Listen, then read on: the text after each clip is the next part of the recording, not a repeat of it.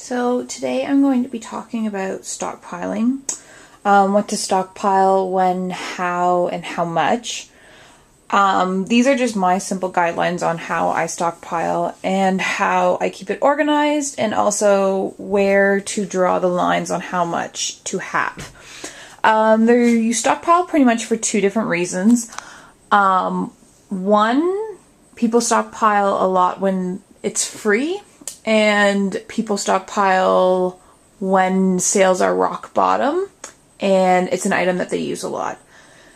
I do find that a lot of people get carried away with their stockpiles and they stock up on like 8 years worth of mustard, for instance. Mustard has expiry dates.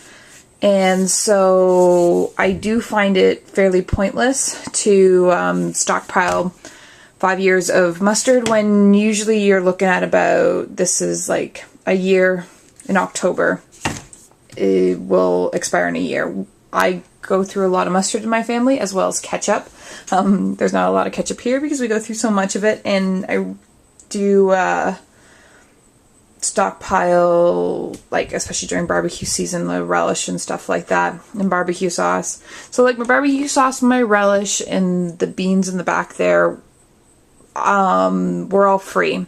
And the beans, in fact, were, I think I had about 20 cans of them.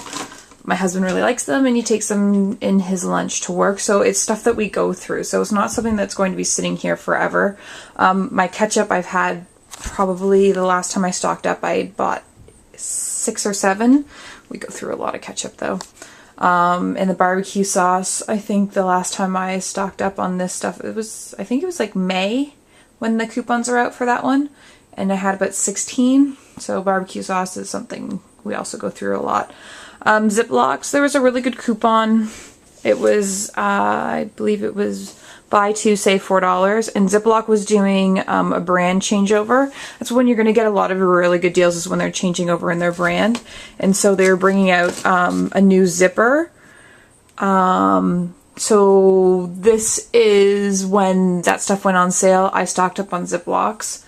And I saw people with carts and carts full of that stuff. I'm like, it's one thing if you're going to stock up on, say, like a good chunk, but I did not understand the reason why people were going crazy over Ziploc bags. One, they're not all that great for the environment. We don't use them a lot, but I do use them, and I figure I had my coupon and it was free. And so I did stock up on a bit, but this is probably going to be like years worth of Ziplocs for me. And I can't justify filling my entire stockpile with Ziplocs with a product that I'm not going to use incredibly often. So, especially when I don't have a ton of room. I only have these 2 shelves in my stockpile area. I do have 2 separate spots in the house where I stockpile other items, but this is like the main portion. The deodorant, this is something that's free, and for some reason I have a weakness when it comes to deodorant. My husband goes through about a tube a month. This is about 3 years worth of deodorant for him. Same with the Gillette here. This Gillette rarely goes on sale, and there was an error in the computer system at Rexall, and they were on for $1.50, and with my coupon they ended up being, they paid me a penny each, I believe, or it might have been more actually. So this is something that I never ever usually get for free, so usually I'm paying like about 50 cents a can. So when it was free, I stocked up on a lot of it. And again, I would say my husband goes through maybe one every 1.5 months, so this is also a very good chunk. My laundry detergent I keep under here. I always write the dates, and I suggest that everybody do this. When you pull out a product from your stockpile, write the date on it, especially if you're new to stockpiling and you don't know how often you go through a product. Write the date on it when you start using it, and kind of keep track on how fast you're going through items. I go through about 1 of these a month, so that's a good indication of when I'm stocking up on stuff. I usually only like to, if I'm paying for items, I only want to do about 6 months to a year, because I'm usually stocking up when the prices are rock bottom. So like this Purex here, it was free. I have about a year's worth of detergent under here. My Greenworks, they were also free.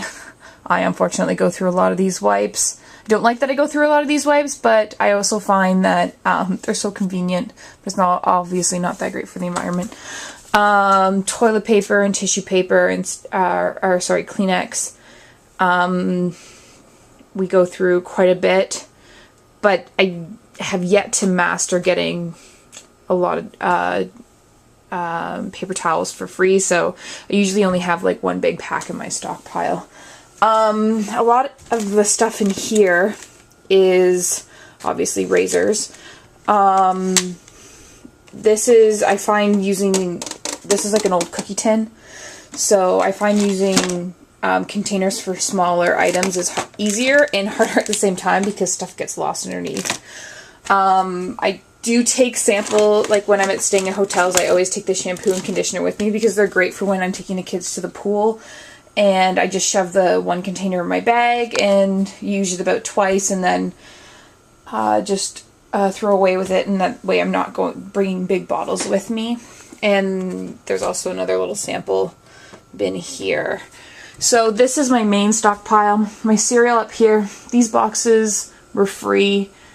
I don't stockpile a ton of cereal, although my family does go through a lot of it. I usually buy 4 or 5 boxes when it's on sale really cheap, which will usually get me through, I would say, about a month and a half.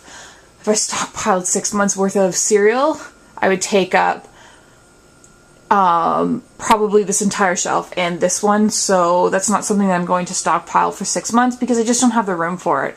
And I think that's when people start mistaking stockpiling for hoarding, is when you see on those shows people have like their entire basement dedicated to this, and their kids underneath their kids' bed is just all toilet paper and stuff like that. So there's a difference between stockpiling and hoarding, and it's a very fine line though.